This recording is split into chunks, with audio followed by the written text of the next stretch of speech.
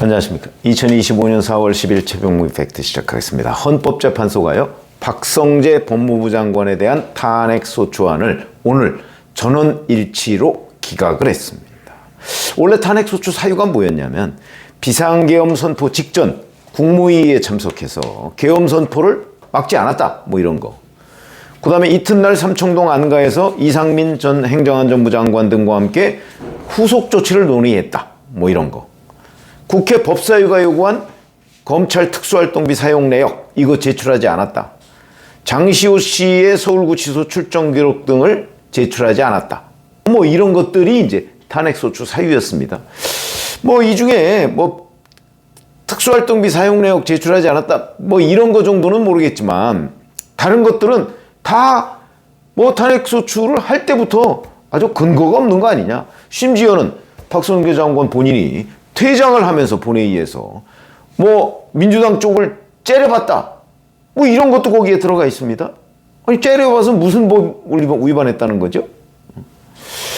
자, 그런데 이거에 대해서 이제 뭐라고 판단을 했냐면, 이제 비상계엄 뭐 반대 안 했다, 뭐 이런 거, 묵시적 암묵적 동의를 통해 대통령이 비상계엄 선포 행위를 도왔다는 사실을 인정할 증거나 객관적 자료가 없다. 그 다음에 안가 회동 부분에 관해서도 그것만으로 내란 행위에 따른 법적인 후속 조치를 논의하고 대응 방안을 모색함으로써 내란 행위에 관여했다고 볼 수 없다.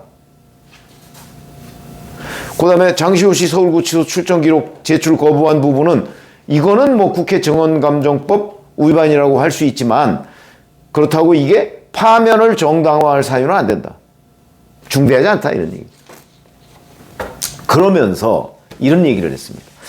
이 사건 탄핵소추의 주요 목적은 법적 책임을 추궁하고 동종의 위반 행위가 재발하는 것을 사전에 예방함으로써 헌법을 수호하기 위한 것으로 보아야 한다, 이렇게 주장을 했습니다. 헌재가. 설령 정치적 목적이나 동기가 내포되어 있다고 하더라도 이를 들어 탄핵소추권이 남용됐다고 단정할 수 없다, 이렇게 결론을 내렸거든요. 근데 우리 한번 이런 거 보시죠. 여기 박성재 법무부 장관의 탄핵소추 사유에 자질구레한 거 말고 주요 사유는 하나도 인정이 안 됐습니다. 그렇죠? 하나도. 그건 뭐 처음부터 그랬습니다. 하나도. 아니 저게 무슨, 그러니까 본인도 째려봤다고 탄핵 사유냐, 이렇게 얘기할 정도입니다. 그러니까 탄핵소추안을 낼 때부터 이건 말도 안 돼, 이런 거 아니었습니까?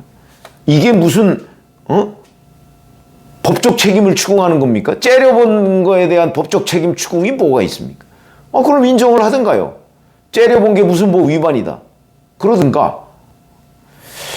그 다음에 동종의 위반 행위가 재발. 아니 위반 행위에 아무 근거가 없는데, 그거 그냥 봐도 아는데, 법조인이 아니라도 다 아는 건데. 아니 그러다 보니까 박성재 법무부 장관 탄핵소추 변론을요 딱 하루 하고 말았습니다. 따질 것도 없다는 얘기죠. 그런데도 이게 남용이 아니다. 거기다가 더군다나 정치적 목적이나 동기가 내포되어 있다고 하더라도 탄핵소추권 남용이 아니다. 아니 정치적 동기나 정치적 목적이 내포되어 있으면 그게 남용이죠.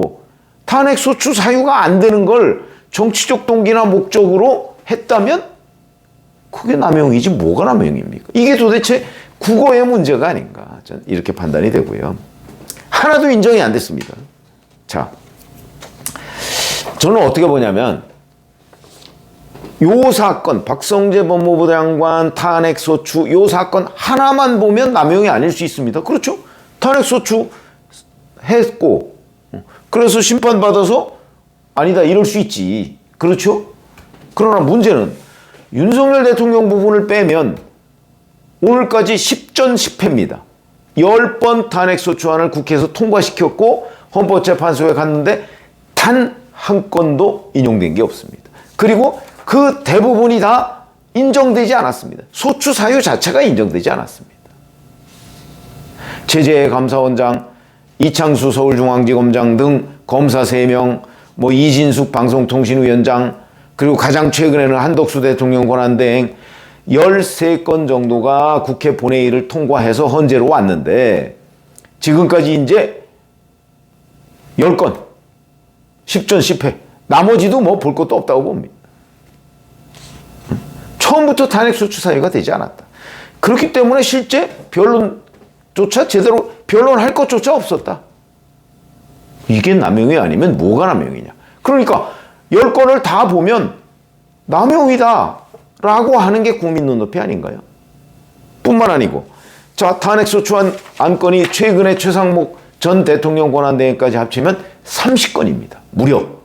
그 중에 13건이 국회를 통과했고 나머지는 뭐 그냥 철회하거나 뭐 어쩌고 이래 됐습니다. 여하튼 탄핵소추안 발의하겠다 뭐 어쩌고 한 게 통과시킨 것까지 포함하면 30건입니다. 오죽하면 그 중에 제대로 국회 본회의를 통과시킨 게 13건밖에 안 되겠습니다. 나머지 17건은요 그냥 흐지부지 되거나 뭐 이런 겁니다. 남용이지요. 이런 걸 남용이라고 하죠. 걸핏하면 꺼내서 칼을 휘두른 거 아닙니까? 그런데도 헌법재판소는 하나하나의 사건에 대해서 보고 남용이라고 단정할 수 없다 이렇게. 자, 이게 올바른 판단이다 이렇게 얘기하실 분 없을 것 같은데요. 무려 30번의 칼을 휘둘렀으면 모기 한 마리라도 파리 한 마리라도 잡았어야 되는 거 아닌가요? 그리고 그 중에 정말 헌법재판소가 뭐 아무리 편향돼 있다고 할지라도 인정할 만한 근거가 뭐가 있어야 되는 거 아닌가요? 그 계엄 사태에 대한 국무회의 거기에 있는 관련 장관들 대부분 다 탄핵소추 됐습니다. 그 중에 단 한 건도 인용된 게 없습니다. 그럼 남용이죠. 그런데 이거를 남용이 아니라고 하는 헌법재판소. 하나하나의 사건이 보면 남용이 아닐 수 있죠. 한 건은 남용이 아닐 수 있죠. 그러나 그게 쌓이면 남용이죠. 더군다나 아무런 예를 들어서 10전 10패가 아니고 뭐 10전 예를 들어서 8패 2승 8패 이 정도 됐다면 그거 좀 애매할 수 있다. 이렇게 얘기할 수 있을지 모르겠으나 윤석열 대통령 건을 빼면 10전 10패인데 더군다나 국무회의에 참여했던 장관들 등등 포함해서 이진숙 방송통신위원장은 취임하고 나서 이틀째 바로 탄핵소추안 발의했던 거 아닙니까? 근데 그런 것들이 남용이 아니라고. 헌법재판소가 조금 더 눈을 좀 크게 뜨고 여러 건을 보면 그건 명백한 남용이다. 한 건 한 건 보지 마라. 눈을 좀 크게 떠라. 제가 이런 말씀을 드리고 싶고요. 이렇게 그 탄핵소추안이 남용된 것을 보고서도 이게 남용이 아니라고 주장한다면 더 이상 헌법재판소의 존재 의미가 없다. 저는 그렇게 생각합니다. 고맙습니다.